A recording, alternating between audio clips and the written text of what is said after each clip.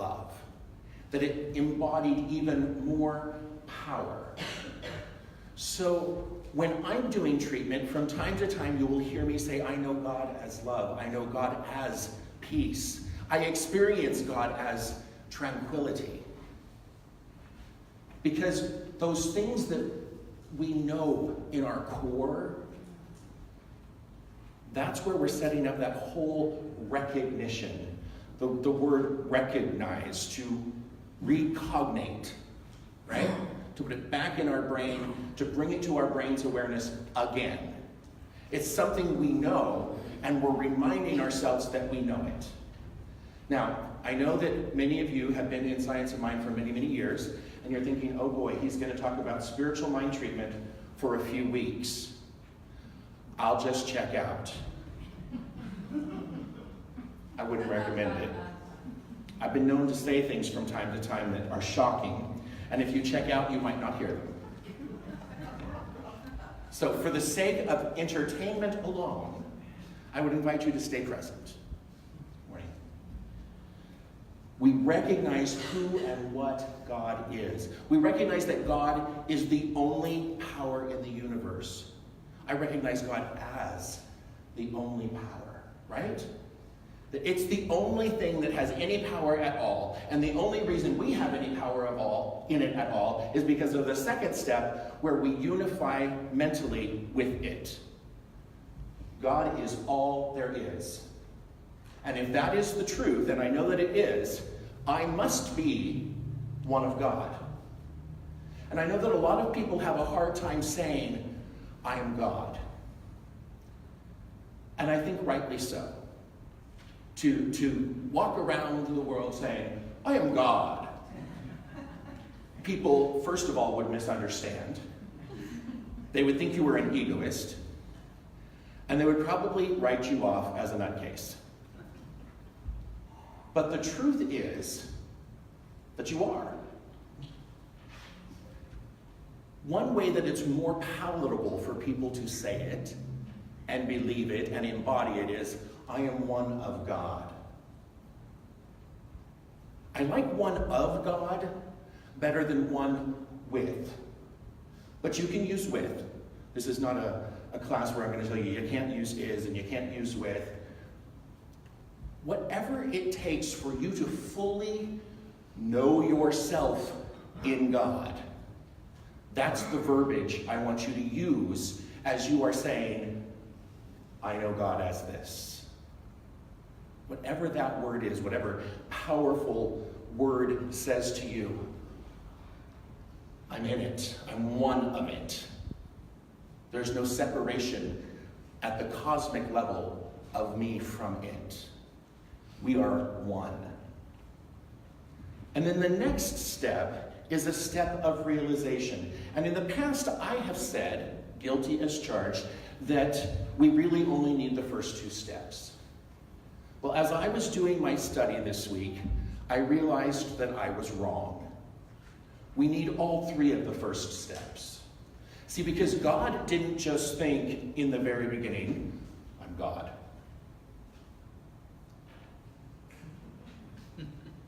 No.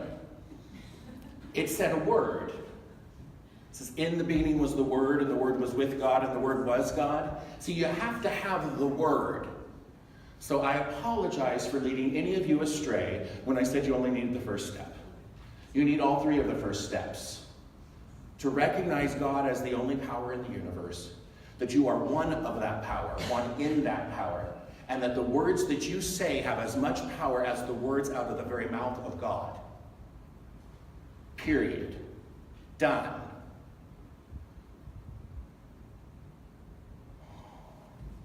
And then we get to be grateful. Because I know of very few feelings in my human experience that cause me more internal vibration than gratitude. And gratitude is a practice by which we get to be thankful, in this case, for the thing we just said we have, but aren't sure we have yet. Right? Because in that realization statement, we say the truth of that which we wish to experience as if it's already true. And I used to have a hard time with that. Because, well, I'm like, but it's not true. You know, I could say, I am a lean 190 pounds. Lies!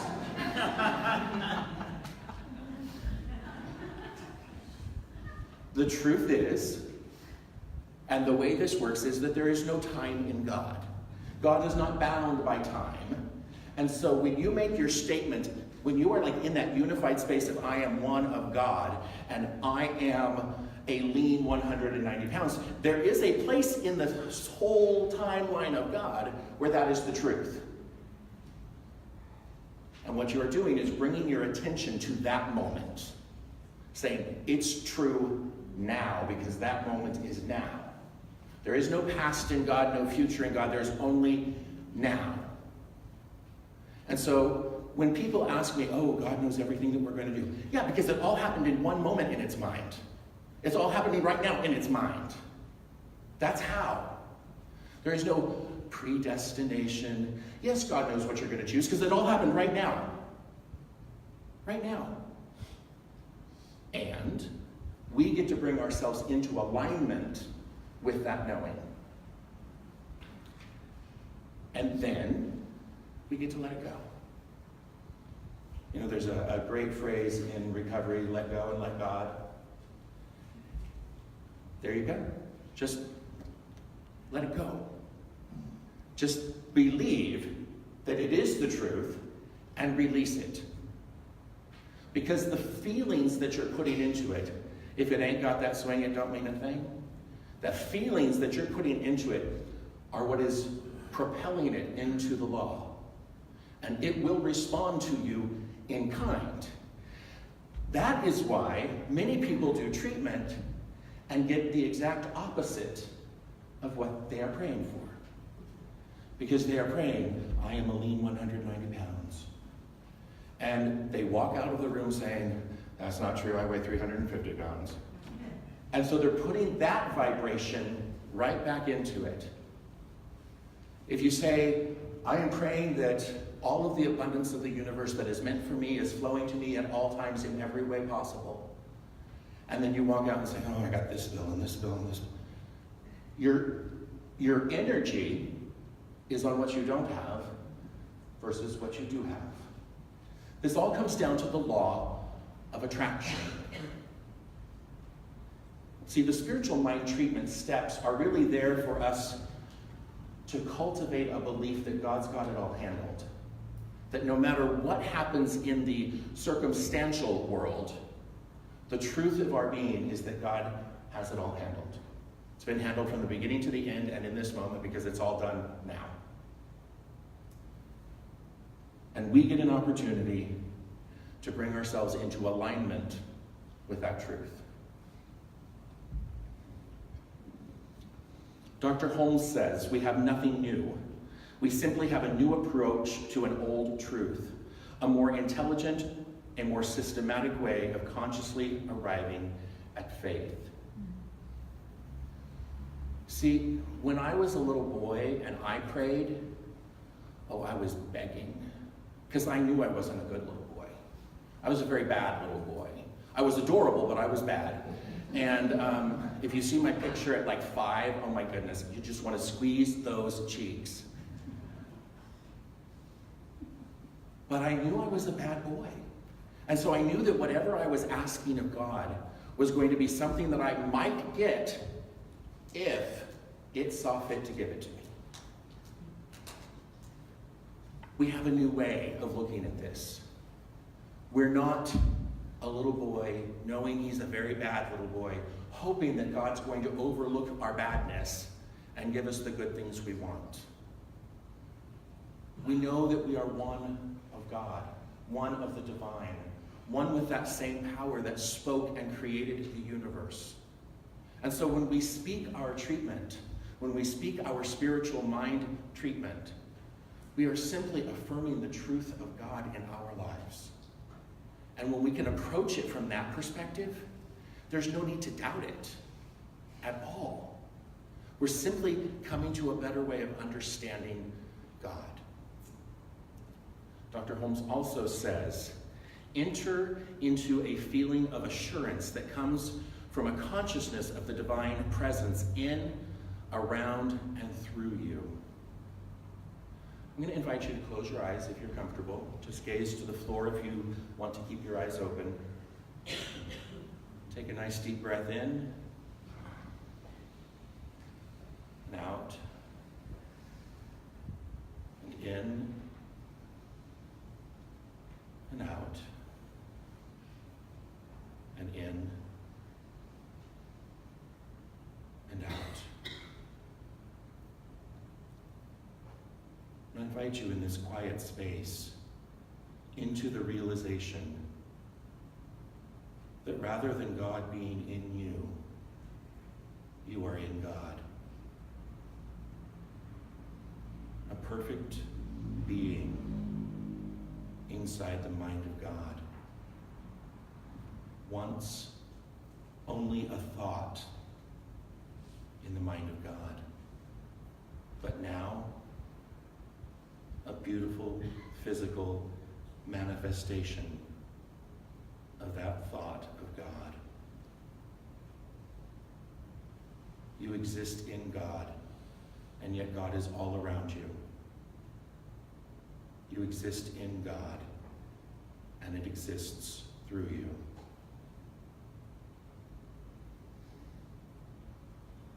Just bask in that knowing, in that awareness.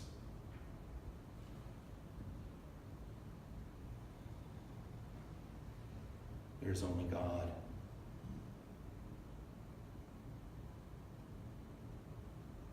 And so I invite you to repeat after me, there is only God. There is only God. And I am one of it. There is only God. There is only God. And I am one of it. And I am one of it.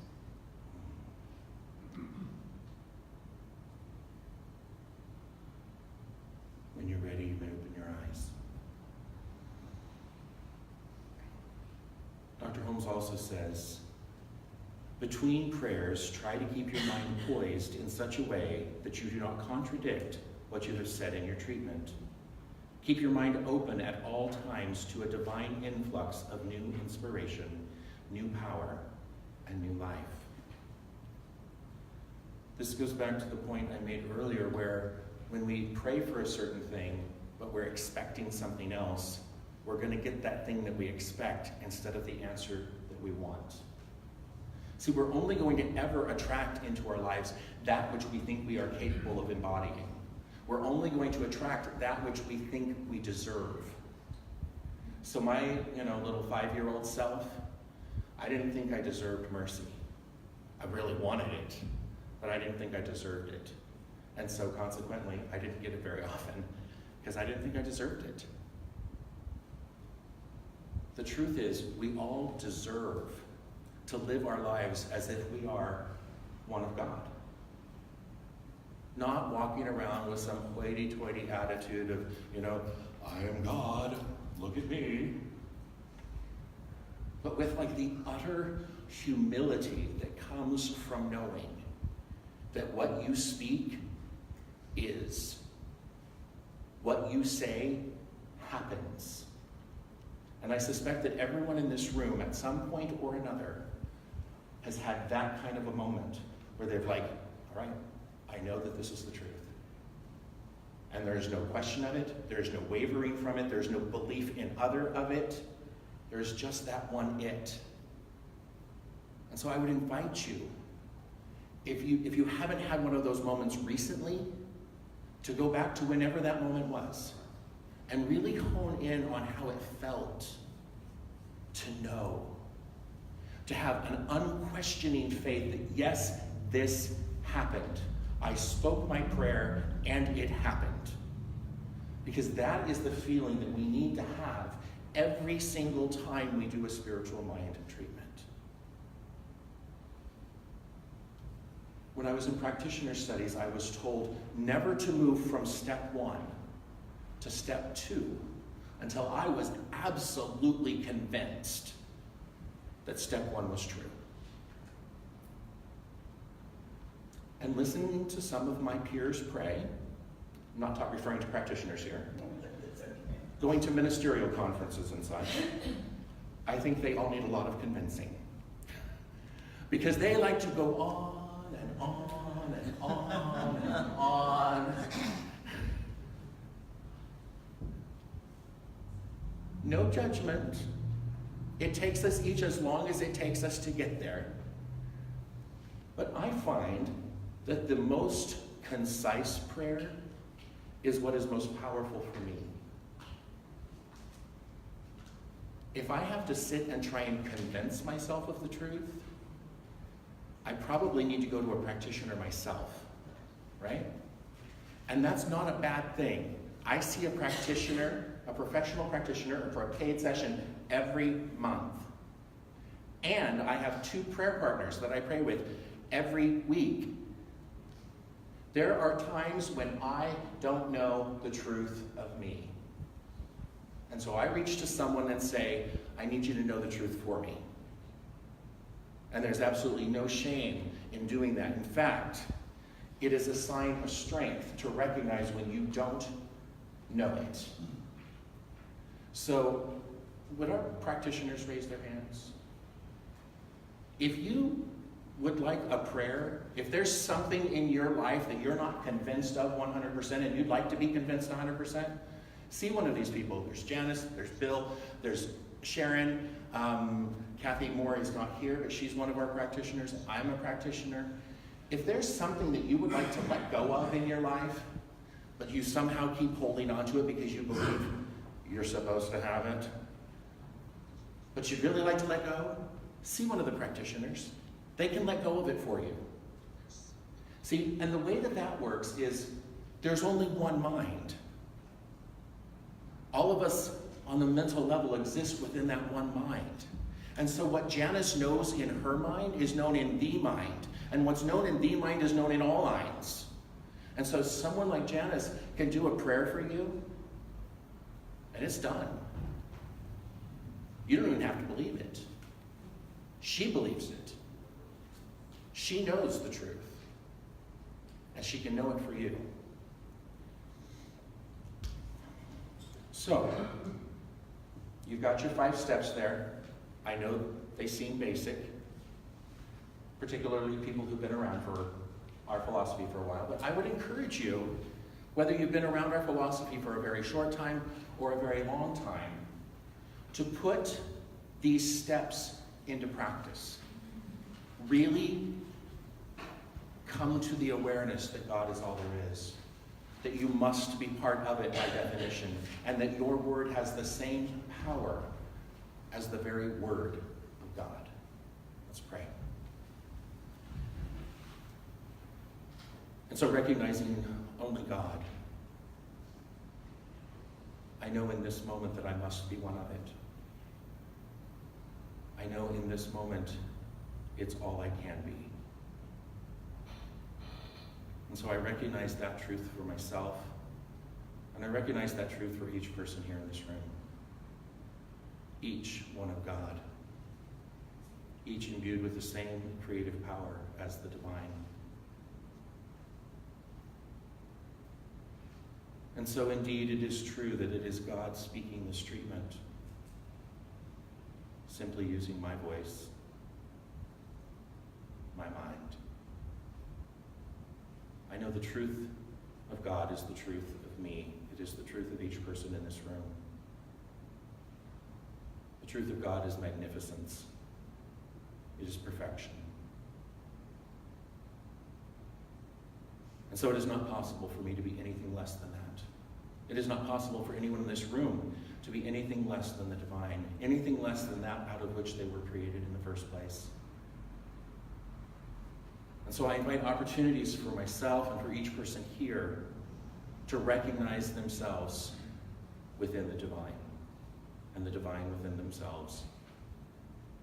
With great gratitude for knowing that it's true, simply because I have brought my attention to it, I know that it is already complete. It is already done. There is no waiting, only knowing that this is the truth. And so with gratitude for knowing that it's true and that I can simply let it be true, I don't have to put any fuss or muss, I can simply let it be. And so it is.